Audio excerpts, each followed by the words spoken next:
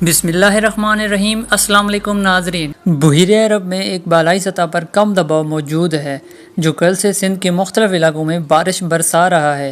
یہ کمزور سسٹم خلیج بنگال کے کم دباؤ سے بھی ملاپ کر چکا ہے، جس کے باعث مسلسل خلیج بنگال سے نمی پر مبنی ہواؤں کی آمد جاری ہے، جس کی وجہ سے مونسون کی رونقیں اور سسٹم کے اثرات کراچی میں نظر آنا شروع ہو گئے ہیں۔ شہر کے اطراف سپر ہائی وے کے نزدیک علاقوں میں بارش کی اطلاعات ملی ہے۔ سرجانی ٹاؤن میں بھی تیز بارش ہوئی اور بھی مختلف علاقوں میں بارش کی اطلاعات مل رہی ہیں۔ برسنے والے طاقتور بادل شہر کے شمال مشرق میں موجود ہیں جو وہیں برس رہے ہیں۔ کیونکہ ان بالائی سطح پر ہواؤں کا رخ مشرق سے مغرب کی جانب ہے، لہذا شہر میں بارش کا انحصار انہی سرگرمیوں پر ہوگا جو مشرق میں تشکیل پائیں گے۔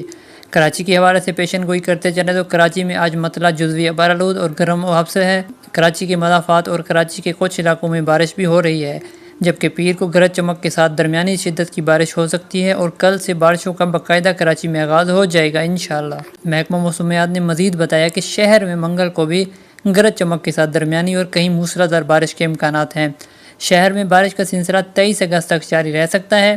محکمہ موسمیات کا یہ بھی کہنا ہے کہ کراچی شہر میں تیز بارش کے 1 سے 2 اچھے اسپیل آ سکتے ہیں، جس کے باعث اربن فلڈنگ کا بھی خدشہ موجود ہے۔ موسم کے حوالے سے ہر اپڈیٹ سے باخبر رہنے کے لیے Pakistan weather update YouTube channel کو سبسکرائب اور ویڈیو کو لائک کر دیں۔